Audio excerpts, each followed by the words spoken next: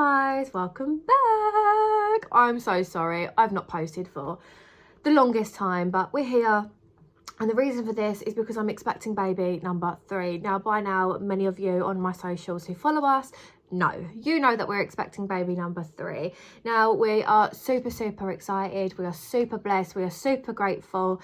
And it's been a journey, let me tell you. Just a quick insight. Last year, sadly, in September, I lost my dad, which was super unfortunate. I knew it was coming, but you are not prepared to lose a parent, and he died at 58, and I think that is so young.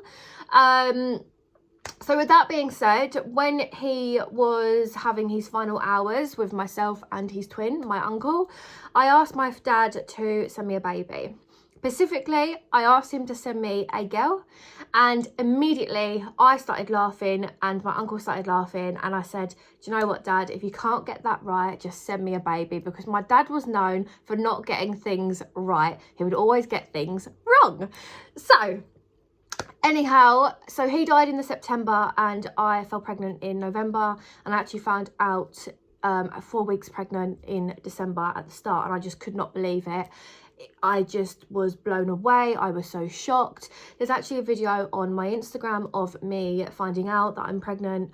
I'm so grateful. I'm so blessed. I'm so thankful that I get to do this again, that I get to carry. I'm so happy that I get to introduce another baby into the family. I'm so grateful, and there's just such a beautiful meaning behind this as well. Obviously, I asked my dad, and heaven delivered and heaven sent, and I think that that's really beautiful. So in a nice way, all of my babies have been rainbow babies, so it's just beautiful and it's just perfect. So yes, we know the gender of our baby. We're not going to be announcing yet, guys. Boo, I'm so sorry. I know so many of you are waiting. Not even my mum knows yet. So when she knows and we're ready to tell her, then we'll tell everybody else, I promise.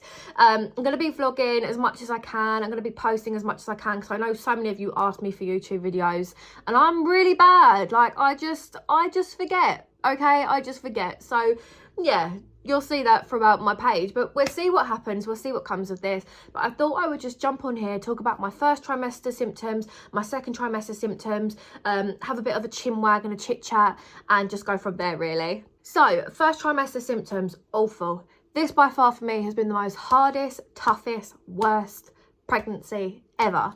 The severe sickness and severe nausea was no joke.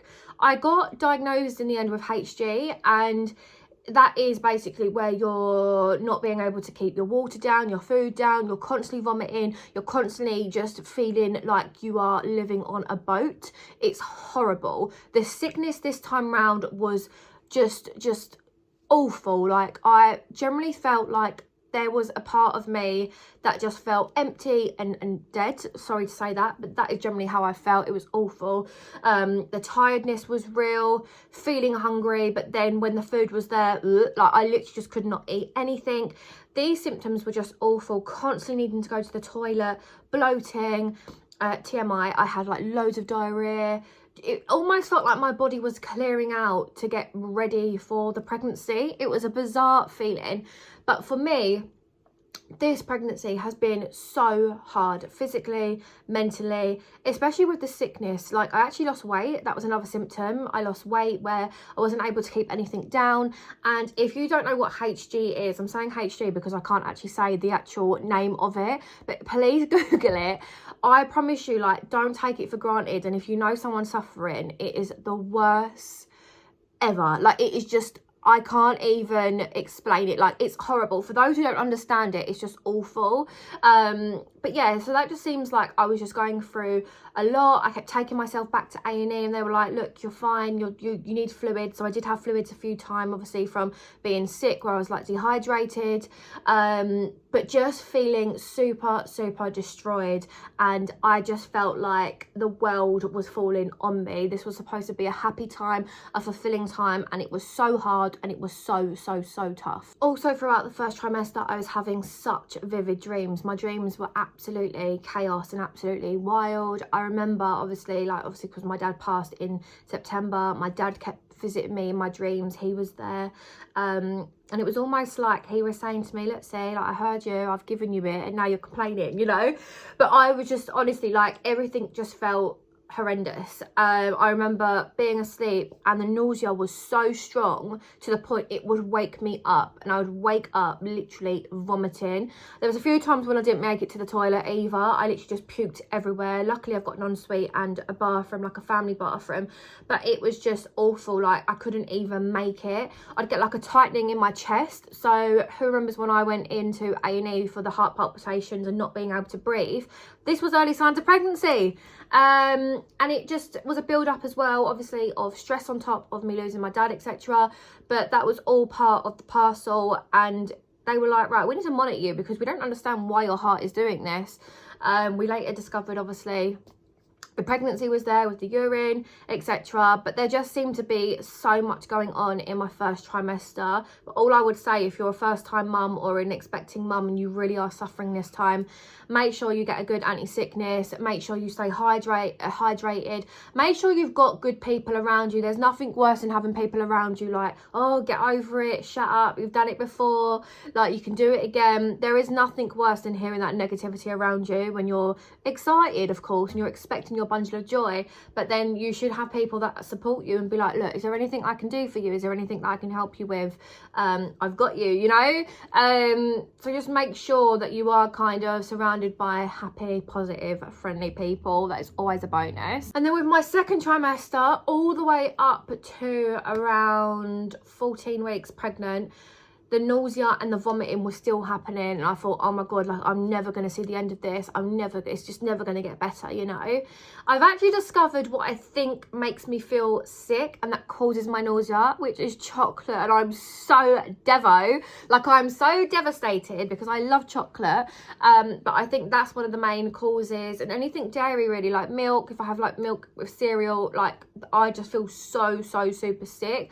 Still of an evening, I'm still feeling super sick and just really run down, but I'm trying my hardest. The sickness has stopped, luckily. I've got my glow back. I've managed to get myself out of bed, get dressed every day, do my hair, do my makeup, so that is a positive, because I promise you, for the 14 weeks of that pregnancy, I could not do anything. Like, I literally could not even wash or brush my teeth. I struggled that much. So to be where I am now, I'm very positive and I'm very happy. I was supposed to have a midwife appointment this coming Monday, but unfortunately I've got a funeral to attend, so I'm just waiting for my midwife to come back to me today, because possibly I've got one tomorrow. So she's really cool, she's really nice. She knows that I'm not good with having my bloods taken, so when she takes my bloods, she is very respectful. She makes it easy for me. She allows me to sit down because I'm such a dramatic queen. I've never liked blood. I just can't deal with it. So do you know what, hats off to you NHS workers that take blood, because I just can't do it. So it's not a bit of me, to be quite honest. And building up to throughout the rest of the pregnancy and going into labour, the thought of having cannulas and everything is just freaking me out, okay? But overall, guys, it's just a chit chat. Like, I feel a lot better. Can I also just quickly say thank you from the bottom of my heart? And I don't want to get emotional because these hormones, pregnancy hormones are wild. I have so many of you on my Instagram. I don't even know you, and you find the time to message me and ask me if I'm okay. You will never know how much that means to me. Like, that is so lovely. That is so lovely.